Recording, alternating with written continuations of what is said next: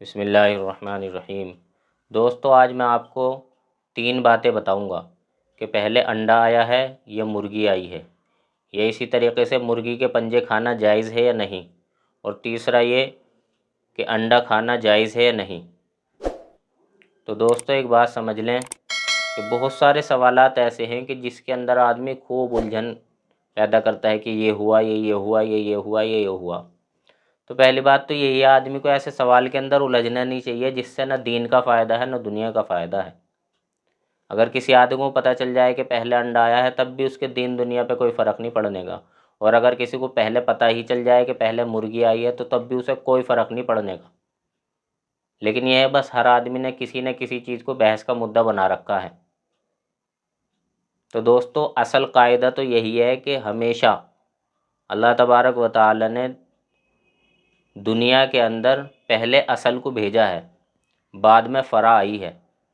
جیسے اللہ تبارک و تعالی نے مرغی اصل ہے، انڈا اس کی فرع ہے، یا دوسری بھاشا میں اس کو سمجھیں کہ مرغی اصل ہے اور انڈا اس کی نسل ہے۔ تو اللہ تبارک و تعالی نے ایسے ہی پہلے دنیا کے اندر بچے نہیں بھیجے، پہلے ماں باپ بھیجے ہیں، جیسے حضرت آدم علیہ السلام اور حضرت حوا علیہ السلام۔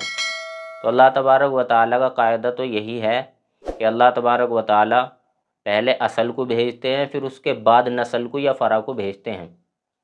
البتہ اللہ تبارک و تعالیٰ اس قاعدے کے محتاج نہیں ہیں، اور نہ اللہ تعالیٰ اس قاعدے کے پابند ہے۔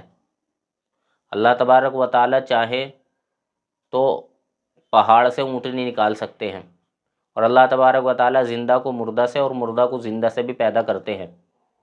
تو اللہ تبارک و تعالیٰ کسی اصل کے اور کسی فرع کے بھی محتاج نہیں ہے، اللہ جیسا چاہتے ہیں ویسا کر دیتے ہیں۔ لیکن میں نے تو آپ کو ایک قاعدہ بتایا۔ دوسری بات یہ کہ بہت سارے لوگ پوچھتے ہیں کہ جی ان کے پنجے کھانا جائز ہے یا نہیں، مسلمان کھا سکتے ہیں یا نہیں۔ تو دوستو اس کا جواب یہ ہے کہ جس چیز کا کھانا شریعت کے اعتبار سے جائز ہو اس کے پنجے کھانا بھی جائز ہے۔ شرط یہ ہے کہ اس چیز کو شرعی طریقے پر ذبح بھی کیا گیا ہو، اس کے اندر ساری بات آ گئی، مردہ تھا، زندہ تھا، بیمار تھا، نہ تھا، شرعی طریقے سے جس کو ذبح کیا گیا ہو اس کے پنجے آپ کھا سکتے ہیں، کھانے جائز ہیں۔ وہ چیز بھی جس کو آپ کھا رہے ہیں، جس کے پنجے وہ کھانا بھی جائز ہو، شرعی طریقے پہ اسے ذبح بھی کیا گیا ہو، تو اس کے پنجے آپ صاف کر کے اچھی طریقے سے دھو کے کھا سکتے ہیں، اس کے بہت فائدے ہیں۔ ہاں اگر آپ کا جی نہ چاہے تو آپ کے اوپر زبردستی نہیں ہے کہ آپ ان کے پنجے کھائیں گے تو آپ کو ثواب ملے گا، یا آپ کے پنجے کھاؤ گے تبھی مسلمان رہیں گے۔ ایک آدمی بغیر پنجے کھائے بھی مسلمان رہ سکتا ہے، بغیر گوشت کھائے بھی اچھا مسلمان رہ سکتا ہے۔ مسلمان کے لیے کوئی فرض واجب والی بات نہیں ہے کہ وہ گوشت کھائے، یا اسی طرح کا فرض واجب بھی نہیں ہے کہ آدمی مرغی کے پنجے کھائے، آپ کا جی کرے کھا لیں، جی نہ کرے نہ کھائیں۔ لیکن اس کے اندر بہت فائدے ہیں، جس کے پیروں میں دقت ہے یا اور بہت ساری دقتیں ہیں ان کے لیے وہ کھا سکتے ہیں، جائز ہے ان کے لیے کھانا۔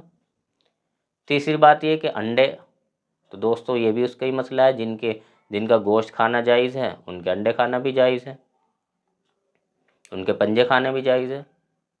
بہت سارے لوگ یہ پوچھتے ہیں جی انڈے کے اندر خون لگ گیا ہے اب کیا کرنا ہے۔ دیکھو اگر انڈا باہر سے کسی انڈے کے اندر وہ بیٹ لگ گئی ہے یا خون لگ گیا باہر سے، آپ اس کو دھو لیں اچھی طریقے سے کھا لیں، کوئی دقت نہیں۔ ہاں اگر انڈا اندر سے گندا ہو گیا ہے، اندر سے انڈا خراب ہو گیا، یا اس میں خون ہو گیا، یا اس کی زردی کا رنگ بدل گیا، یا اس میں بدبو پیدا ہو گئی، یا اس کے اندر بچہ بننا شروع ہو گیا، تو اب یہ انڈا کھانا جائز نہیں ہے۔ جو عام طور پہ ہم انڈا کھاتے ہیں پھوڑ کے تو وہ انڈا کھانا جائز ہے، لیکن انڈے کے اندر بدبو آ گئی، انڈے کا اندر سے بدلاؤ آ گیا، انڈا گندا ہو گیا، یا انڈے میں خون آ گیا، بچہ بننا شروع ہو گیا، تو یہ ان صورتوں میں انڈا کھانا جائز نہیں ہے۔ تو آپ کو تینوں بات بتائی گئی کہ اصل دنیا کے اندر پہلے اصل آتی ہے، پھر فرع آتی ہے، اللہ کا قاعدہ قانون ہے۔ دوسرا یہ کہ مرغی کے پنجے کھانا جائز ہے۔ تیسرا یہ کہ انڈے کھانا بھی جائز ہے، اور مرغی کے انڈے کب کھانا جائز ہے، کیا شرط ہے، وہ میں نے آپ کو بتا دی۔ انڈے کے اندر کیا شرطیں ہیں، کس طریقے سے کھانا ہے، کون سا کھانا کون سا نہیں کھانا، وہ بھی میں نے آپ کو بتا دی۔ اللہ تعالیٰ صحیح سمجھ کی توفیق نصیب فرمائے۔ وآخر دعوانا الحمد للہ رب العالمین۔